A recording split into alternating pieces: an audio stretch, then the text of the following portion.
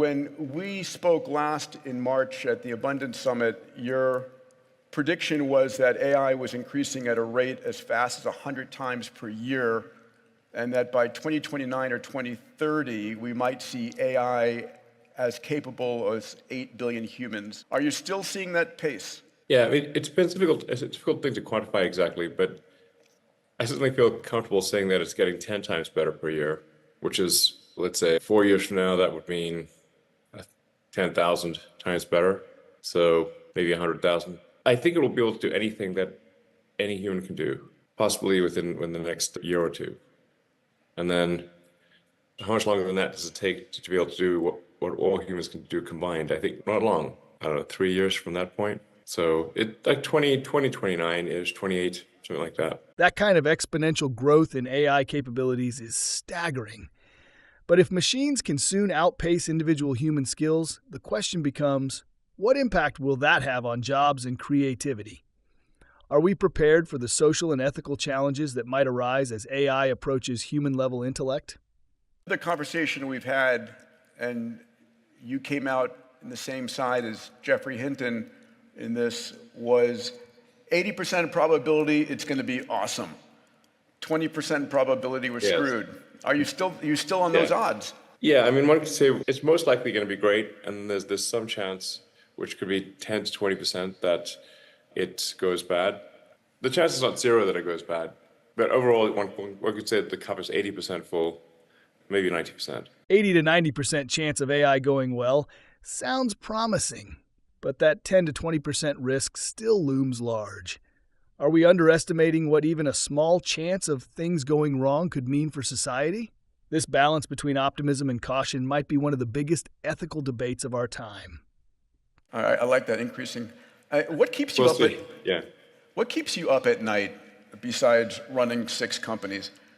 Waking up early to participate in talks like this one. I felt very guilty asking you to do this, but thank you for joining us nonetheless. But in terms of worrying about the future, I think AI is a significant existential threat and something we should be paying close attention to. It's probably the most significant near-term threat. The longer term than that is the global population collapse. Birth rates have been collapsing pretty much worldwide. And we're headed to a situation where, for example, based on current birth rates, South Korea would have about a third of its current population, perhaps much less. Europe would have about half of its current population, perhaps much less. And I should say that those numbers are if the birth rate were suddenly to return to 2.1 per woman, which is a stability point, which it's not doing. The current compounding effect continues. You would see many countries become 5% of their current size or less within 3 generations. I would consider that to be a very big problem. And I think for most countries, they should view the birth rate as the single biggest problem they need to solve. If you don't make new humans, there's no humanity. And all the policies in the world don't matter. Population decline is a real concern, especially with entire countries potentially shrinking to a fraction of their size. But how do we encourage growth while making sure quality of life improves, not declines? Could this be a moment to rethink how we sustain societies, not just in terms of numbers, but in resilience and adaptability? I know you've been doing your part to maintain the birth rate in the U.S. Yes, I am. You've got to walk the talk. I do have a lot of kids, and I encourage others to have lots of kids. But on the AI, what are you doing right now that's most important for countering that 10% probability of dystopian outcomes? Is there something, or is there a regulation that you're promoting? How do you think about the upside will take care of itself? How do you protect against the downside? Well, my instinct with respect to AI safety is that you have to create a maximally truth-seeking AI, which may sound obvious, but that's what I'm seeing being produced is not maximally truth-seeking. It tends to be trained to be politically correct, and for a lot of the AIs that are being trained in the San Francisco Bay Area, they have taken on the philosophy of the people around them, which kind of makes sense. You have sort of a woke, nihilistic, in my opinion, philosophy that is being built into these, and they're being taught to say crazy things in some cases, that are very troubling. When Google Gemini came out, people asked whether it is worse, misgendering Caitlyn Jenner or global thermonuclear war. It said misgendering Caitlyn Jenner, which is obviously a problem because we'd all die in global thermonuclear war. If you have an AI that's programmed for things like that, it could conclude that the best way to ensure that nobody is misgendered is to annihilate all humans, thus making the probability of a future misgendering zero. That's highly problematic. We really want to have a maximally truth-seeking AI, and I can't emphasize that enough. That's incredibly important. And obviously build an AI that loves humanity, and I think these. So I'm a little concerned. That's why I created XAI, which is to have an AI that is maximally truth-seeking, that aspirationally does love humanity, and will seek the best interests of humanity going forward. Building an AI that prioritizes truth and genuinely loves humanity is a powerful vision. But can we truly program such values into a machine without them being skewed by human biases? This raises a tough question. How do we ensure AI's values align with humanity's best interests across cultures and philosophies? It's a delicate balance that could shape the future. You just tweeted that you're doubling the size of the Colossus net cluster. Yeah. What are your thoughts? We already have with XAI the most powerful training cluster in the world, and we're about to double it. Energy is a point of conversation here. How Yes. concerned are you about providing sufficient energy for the growing hungry clusters globally?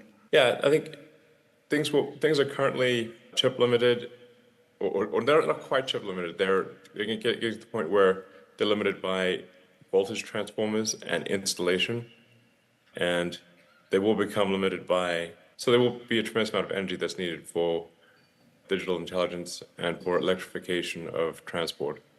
So those two things are a big deal. Yeah, we're going to need a lot of energy. The long term, almost all the energy that we will get is going to come from the sun. So one way to look at civilization is progress on the Kardashev scale. We're just barely. As we scale up AI and electrification, the energy demand skyrockets. Are we innovating fast enough on sustainable energy sources to keep up with this digital and transport revolution? Relying on solar alone might not cover the surge we're creating. Do we need to rethink our entire energy infrastructure to support this future? Get to one. Well, we're far from, half. being. I think we might be close. It's not clear to me we're above 1% on the Kardashev scale 1. Because Kardashev scale 1 means you've harnessed all the power of the planet. I think we've probably harnessed less than 1% of the power of Earth. Kardashev scale 2 is you've harnessed all the power of your sun. The sun is overwhelmingly the largest source of energy in the solar system. Everything else is maybe amounts to about 1/trillionth of the energy in the solar system compared to the sun. Less than 1/trillionth of all the energy is non-sun in our solar system. Yeah, we're using 1/8,000th of the sun's energy. That hits the surface of the Earth. Yeah. The percentage of the sun's energy that hits the surface of the Earth is less than 1/trillionth of the energy that the sun produces. So almost all energy long term will be solar. It rounds up to 100%. So it rounds up to 100%. That's how much of the energy in the future will be solar when you view things from a Kardashev standpoint. Elon, we have a number of national leaders, corporate financial leaders from the Middle East here. What's your advice to decision makers here in the room that don't want to miss the AI transformation, that will be part of the leadership of that AI transformation? Do they need to build their own clusters here?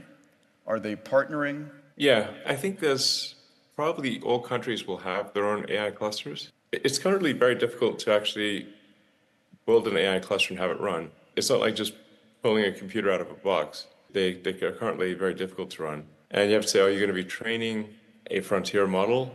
Because if you're training a frontier model, then you need a massive amount of compute and a level of technical skill that is only a few companies possess. But over time, I think every country will have AI compute clusters. It's just going to be a normal thing that every country has. We're talking about an era where every nation might need its own AI cluster just to stay competitive. But with AI being so resource intensive, especially in compute and energy, will this lead to a global race to secure tech dominance?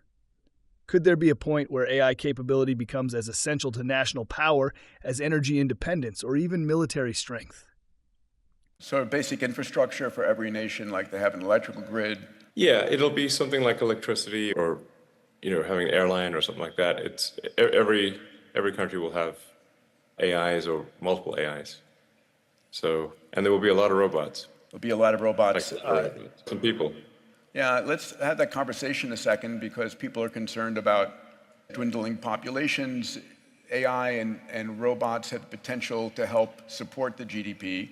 Congratulations on Optimus 2 and soon Optimus 3.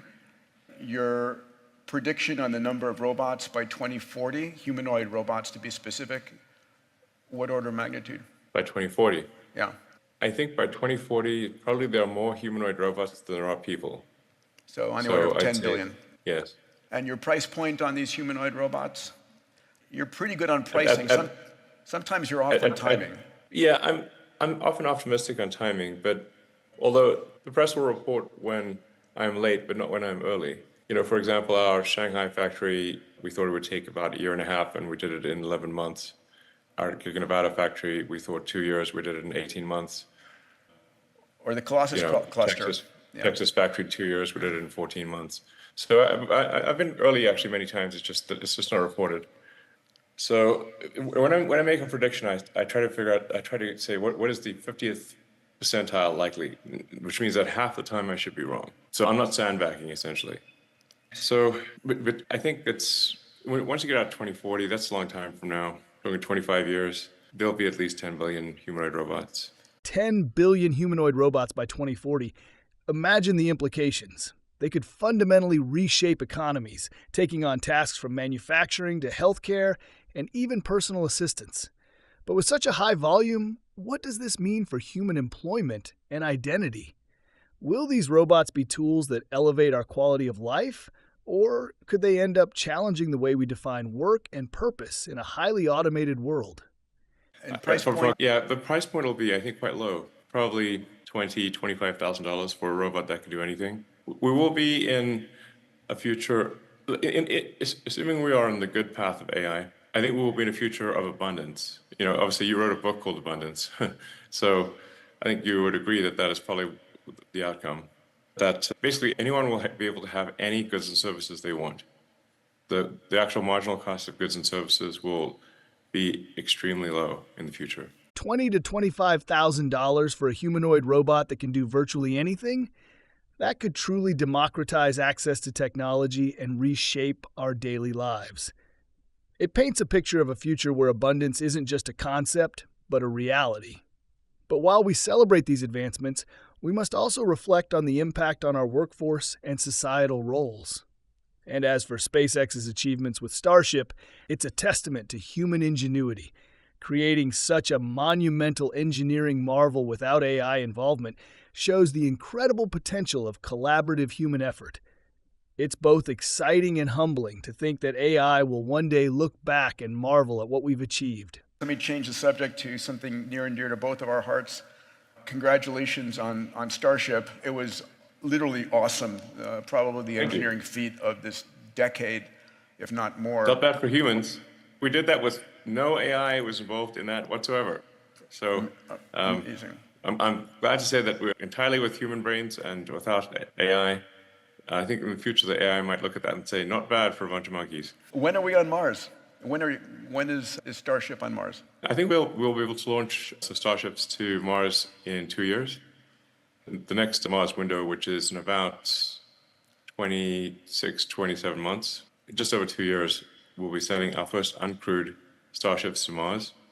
And then if those work out well, and we don't increment the crater count on Mars, then we'll send humans 2 years after that. 2 years until we launch uncrewed Starships to Mars. What an ambitious timeline.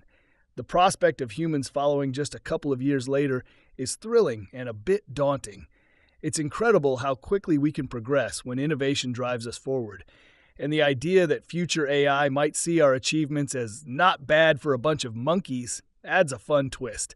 It really highlights the value of human creativity in reaching for the stars. So a challenge to be on the surface of Mars before the end of the decade sounds like a reasonable proclamation for side of the White House, hopefully. I feel more optimistic about it with a Trump White House than a non-Trump White House, because the biggest impediment to progress that we're experiencing is regulatory, is overregulation. Got to keep those whales and sharks safe. Yeah. Yeah, exactly. It takes longer to get the permit to launch than to build a giant rocket. The bureaucracy in the U.S. has been growing every year and has particularly grown under the Biden administration. Unless we do something to scale back the overregulation, I call it sort of, America is getting, and a lot of countries are getting slow strangulation from overregulation. And unless something is done to push back on that, it'll eventually become illegal to do almost any large project, and we won't be able to get to Mars. Landing on Mars by the end of the decade sounds ambitious. Your point about a Trump White House potentially easing regulatory burdens is interesting. The comparison between permit processes and rocket engineering highlights a major challenge. If we don't streamline these processes, the dream of Mars could slip away. Last subject, congrats on the Cybercab rollout.